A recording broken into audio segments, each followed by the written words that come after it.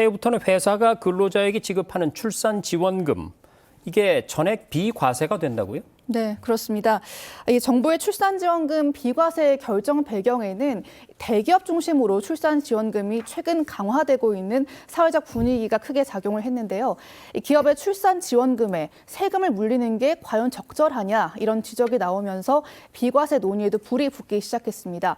이에 1월 1일부터 기업이 근로자에게 지급한 출산지원금이 전액 비과세 처리됩니다. 근로자 본인이나 배우자가 자녀를 출산한 이후에 2년 이내 지급한 출산지원금에 대해서는 한도 없이 비과세가 이루어지는데 최대 2회까지 적용됩니다. 양육비 부담 완화를 위해서 자녀와 손자녀에 대한 세 공제 금액도 확대되는데요.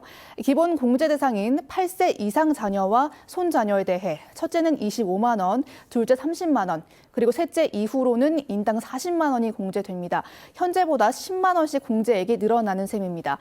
또 1월 1일 이후 발생하는 소득분부터 적용이 되고요.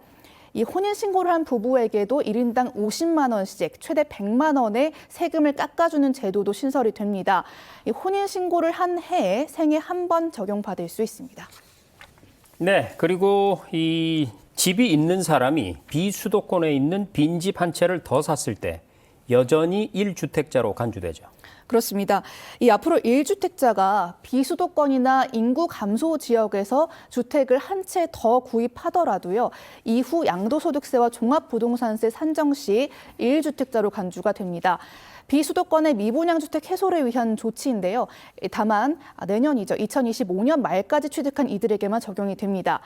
적용 대상은 비수도권에서 전용 면적 85제곱미터 이하, 취득가액 6억 원 이하인 미분양 주택입니다.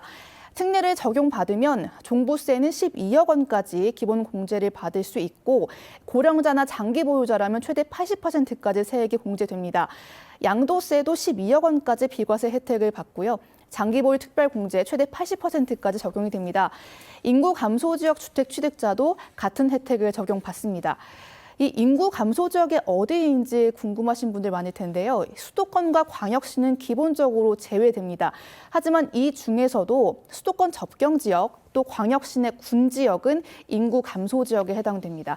또 현재 인구 감소 지역 시군군의 기존 1주택 보유자가 같은 지역의 주택을 추가로 구입하실 때에는 적용되지 않는다는 점도 유의하셔야겠습니다.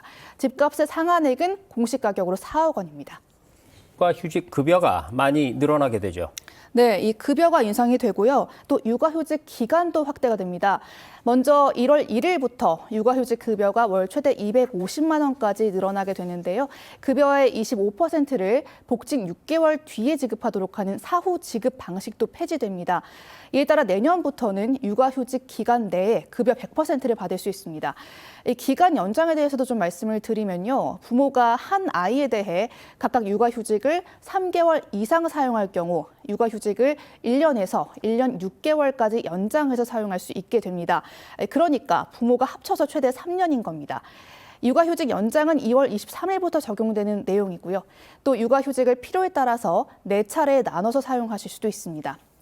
이와 함께 새해부터는 결혼을 하지 않았더라도 20에서 49세 모든 가임기 남녀에게 필수 가입력 검사비도 지원될 예정입니다.